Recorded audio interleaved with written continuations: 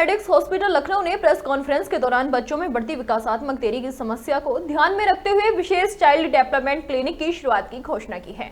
आपको बता दें, ये एसोसिएट डायरेक्टर पीडियाट्रिक्स और न्यूनेटोलॉजी डॉक्टर प्रांजलि सक्सेना के नेतृत्व में संचालित होगा। दरअसल certified child development specialist doctor Saxena को बाल चिकित्सा देखभाल का लंबा अनुभव है। ये क्लिनिक बच्चों में विकास से जुड़ी चुनौतियों को दूर करने में मदद करेगा, जिसमें प्रारंभिक पहचान और डायग्नोसिस से लेकर विशेष थेरेपी और इंटरवेंशन जैसी सेवाएं उपलब्ध होंगी। क्लिनिक के शुभारंभ पर डॉक्टर प्रांजलि सक्सेना ने बच्चों में तेजी से बढ़ते विकासात्मक और व्यवहार संबंधी विकारों पर चर्चा की। उन्होंने कहा, बदलते सामाजिक परिवेश में न्यूक्लियर परिवार, माता पिता की उम्र में वृद्धि, स्क्रीन टाइम में इजाफा और हाई रिस्क प्रेगनेंसी जैसे कारक बच्चों में इन विकारों को बढ़ा रहे हैं। विश्व स्वास्थ्य संगठन के अनुसार 14 वर्ष से कम आयु के लगभग 5% बच्चों को किसी न किसी प्रकार की दिव्यांगता का सामना करना पड़ता है। ये आंकड़ा वैश्विक स्तर पर 2% से लेकर 17% तक हो सकता है।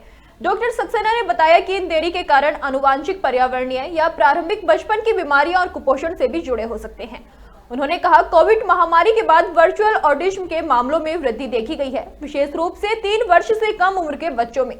पारंपरिक ऑटिज्म जहां जैविक विकास से जुड़ा होता है, वहीं virtual autism mobile phone, tablet और अन्य गैजेट के संबंधित उपयोग से संबंधित है। मेंटल और बिहेवियर डिसऑर्डर्स के लक्षण देखें तो ऐसे बच्चों में कई बार ये रहता है कि वो टाइम पे बोल नहीं पा रहे हैं, टाइम पे चल नहीं पा रहे हैं, टाइम पे बैठ नहीं पा रहे हैं, आई टू आई कांटेक्ट नहीं मेंटेन कर पा रहे हैं। अगर हम उनको कुछ बोल रहे हैं तो वो वापस पलट के जवाब नहीं दे रहे हैं, ऐसा लग रहा है कि वो सुन के भी अनसुना कर देते हैं। तो इस तरीके के लक्षण ये बिहेवियरल और कम्युनिकेशन डिसऑर्डर में होते हैं। स्पेशली अगर हम बोलें तो वो ऑटिज़म स्पेक्ट्रम डिसऑर्डर है।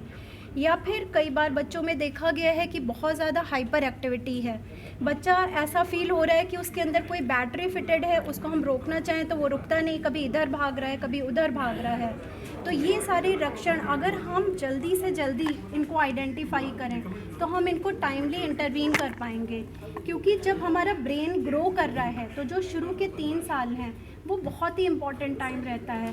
अगर उस टाइम पे ब्रेन का पूरा माइलिनेशन हो रहा होता है, अगर उस टाइम पे हमने इंटरवीन किया तो जो आउटकम आते हैं, जो बच्चे का क्वालिटी ऑफ लाइफ है, वो फार बेटर होगी एज़ कम्पेयर टू कि अगर हम बाद में कुछ इंटरवीन कर रहे हैं।